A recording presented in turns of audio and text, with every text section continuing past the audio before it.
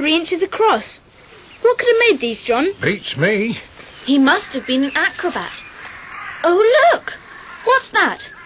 Caught on that sharp bit of brick halfway up the wall. Help me up, George. I'll get it. Right. Heave up. Got it. It's just a bit of blue wool thread with a red strand in it. I suppose it might have been pulled out of the thief's pullover. What's up, Scamper? He's looking up at that tree. Look at that. A cap. It's too high to reach. I'll knock it down with one of these long canes. There. What a tatty old cap. I'm sure some tramp had finished with it and threw it over the wall. We'd better keep it. That check pattern might be a clue. You can carry it then. I will. And this bit of wool too. I think we should measure these marks in the ground. I've got a bit of string. Let me stretch it across one of them.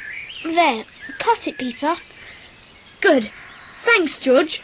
I still say only an acrobat could have scaled that high wall. Well, I've seen a poster advertising a circus. Lion tamers, clowns, acrobats, and so on. Just supposing... Peter looked at his watch. It was nearly dinner time. They all had to get home as fast as they could. Peter suggested they meet again at 2:30, but Pam and Barbara were going to a party, and George couldn't make it either. In the end, it was decided they would meet at 9:30 the next day. And when they did, everyone seemed to have exactly the same idea. I think we should visit the circus. That's just what Pam and I thought, George. I thought so too. Don't you think so, Peter? Yes, Colin. The circus opens this afternoon. What about us all going to see it? I don't know if I would recognise any of the acrobats as a thief, but it's worth trying. That afternoon, the 7 were sitting in their seats, looking down intently on the sawdust-strewn ring. The band struck up a lively tune. The children sat up thrilled. In came the horses, the clowns, and the stilt-walkers. In came all the performers, greeting the audience with smiles. Peter looked at his programme and saw that the acrobats would be near the end, just before the lions. Now for the acrobats. Watch, Colin, watch. They all have moustaches, except one. Let's watch him carefully and see if he could really leap a high wall. He's easily the best of them all. Look at the way he goes up the ladder to the tightrope. He's hardly touching the rungs. I'm sure he's the thief. Me too. Now here come the bears. Oh, look at that baby one, Pam, hugging the trainer's legs. Isn't he sweet? He's gorgeous. Now they're bringing in the lion's cage. I don't like this. Lions aren't meant to perform tricks. It just makes them look silly. Well, that's the end, I'm afraid. It's been a wonderful circus. If only we could hunt for thieves in circuses every time. It would be great. Peter, what do you think? Is that dark-haired, clean-shaven acrobat the thief?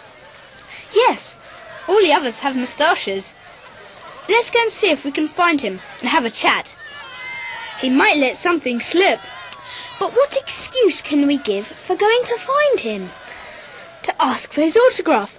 He'll think that quite natural. That's a brainwave, Peter.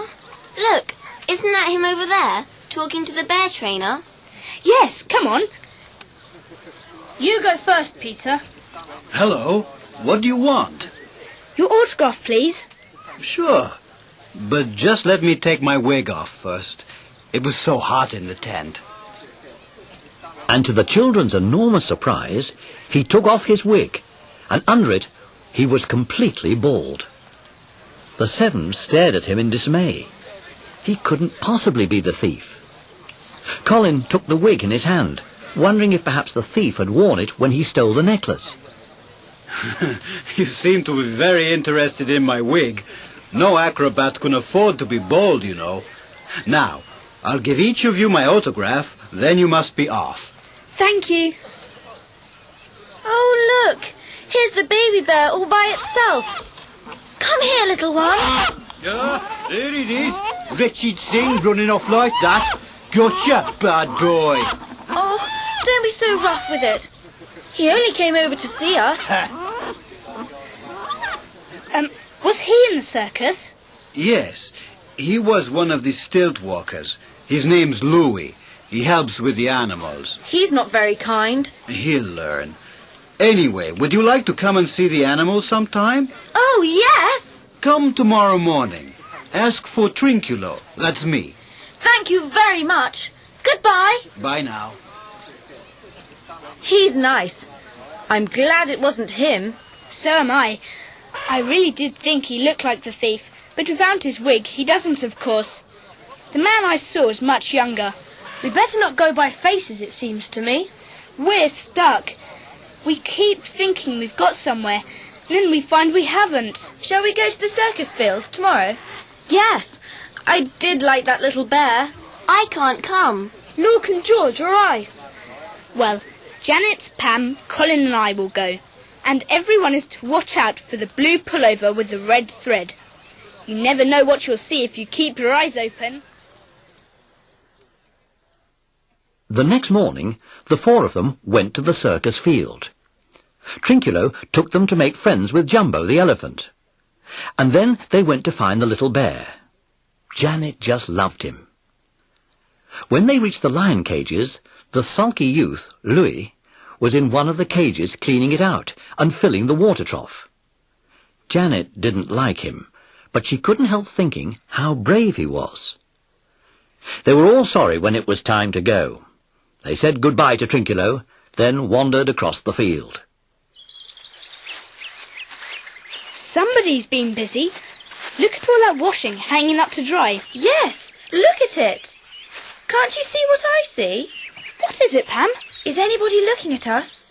I don't think so. Why? Let's go and look closely at that pair of blue socks. I'm sure I'm right. Colin and I will wait here. I see what you mean, Pam. The red thread pattern down the side. Just a sec. I've got the scrap of wool in my pocketbook. Do hurry, in case someone comes. It is the same. And see here, there's a little snag in the sock. Yes, I see it. Well done, Pam. Look out, you two. There's an old woman watching you. Come on, Pam. Let's go. What was that about? Socks. That pair is made of exactly the same wool as the bit we found caught on the wall. I wish we'd dared to ask the old woman who they belong to. Then we'd know who the thief is.